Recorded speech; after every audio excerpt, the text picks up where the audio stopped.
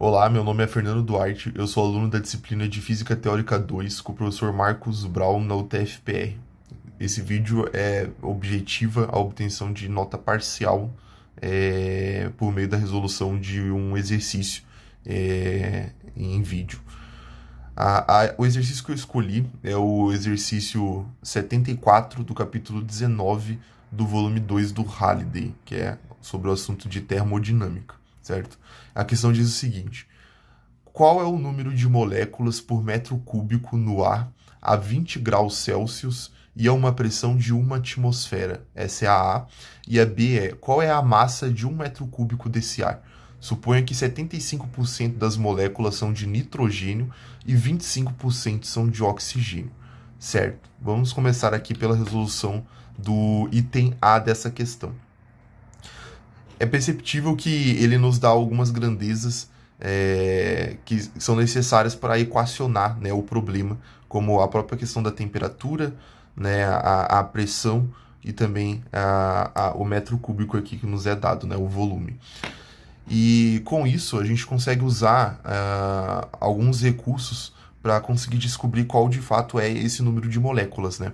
O número de moléculas ele pode ser descoberto usando também o número de mols a princípio, né? Juntamente com depois a relação com o número de Avogadro. E para descobrir o número de mols com esses dados aqui, a gente pode usar a equação dos gases ideais, né? Porque a gente tem os valores necessários para conseguir utilizá-la, certo? É a equação clássica, né, do PV igual a nRT, e a gente tem aqui os dados de pressão, né? A pressão ele nos dá, que é ali 1,01 vezes 10 a quinta Pascal, né? O volume é de 1 metro cúbico, o número de mols é justamente o que a gente quer descobrir para poder descobrir o número de moléculas, então é esse a variável, né? Essa é a grandeza que a gente quer descobrir. O R é a constante dos gases, né? Um valor fixo. E o T é a temperatura, com o detalhe aqui de que a temperatura é dada em Celsius no problema, mas para utilizarmos a equação dos gases ideais, a gente precisa converter para Kelvin, né? Então, a gente usa a clássica relação, né, de conversão de Celsius para Kelvin, e aí a gente consegue obter aí o 293,15 Kelvin, né? Lembrando que Kelvin não tem graus, né? Só os Celsius, porque Kelvin é uma escala absoluta, né? Não é uma escala relativa como as outras que nós conhecemos, né? Como o Celsius e o Fahrenheit, certo? Então, com isso, a gente tem os valores, né? A pressão, o volume, o número de mols é o que a gente quer descobrir, a constante dos gases ideais é uma constante, né? E a temperatura a gente converte para Kelvin para poder equacionar, né? Então, a gente isola, né, o N, que é justamente o que a gente quer descobrir. Então, temos com isso que N é igual a PV sobre RT, e nos dá esse valor aqui, que é o 41,44 mol, né, que é o que a gente vai ter de quantidade, né, de número de mols nessas configurações aqui que nos foram dadas no item A. Com isso, a gente pode usar justamente a relação que nos traz aí o número de moléculas, né? Que foi o que eu comentei no começo, que seria estratégia para a resolução do problema. Então, a gente vai ter que o número de moléculas ele vai ser igual ao número de mols vezes o número de Avogadro, que é o número de Avogadro, que é justamente a concentração de partícula em 1 mol de determinada substância, né? De determinado elemento, certo? E aí a gente consegue, trazendo esses dados que nós temos, calcular certinho qual é o número de moléculas e encontrar a resolução do item A do nosso problema, certo?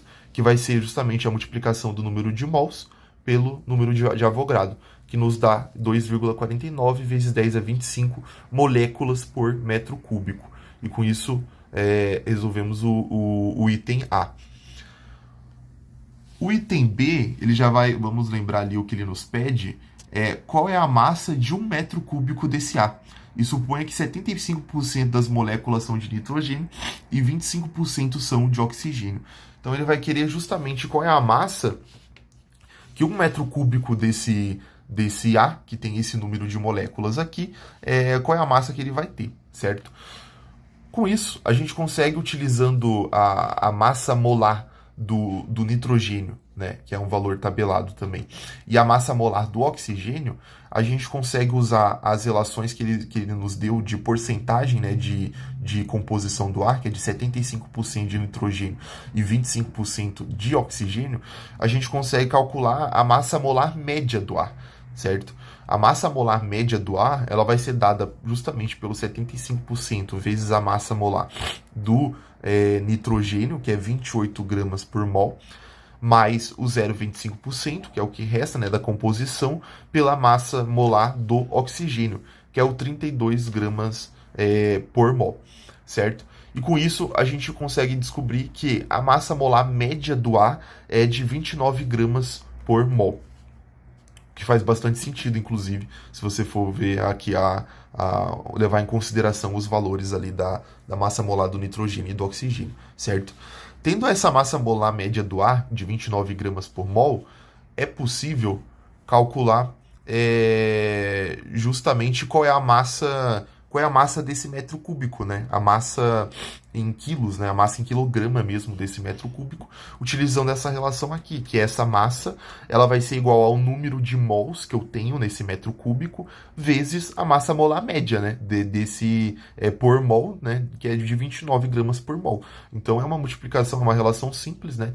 De quantos mols eu tenho nesse experimento, vezes o quanto pesa, né? Qual é o peso, né? Qual é a massa de cada um desses mols, certo?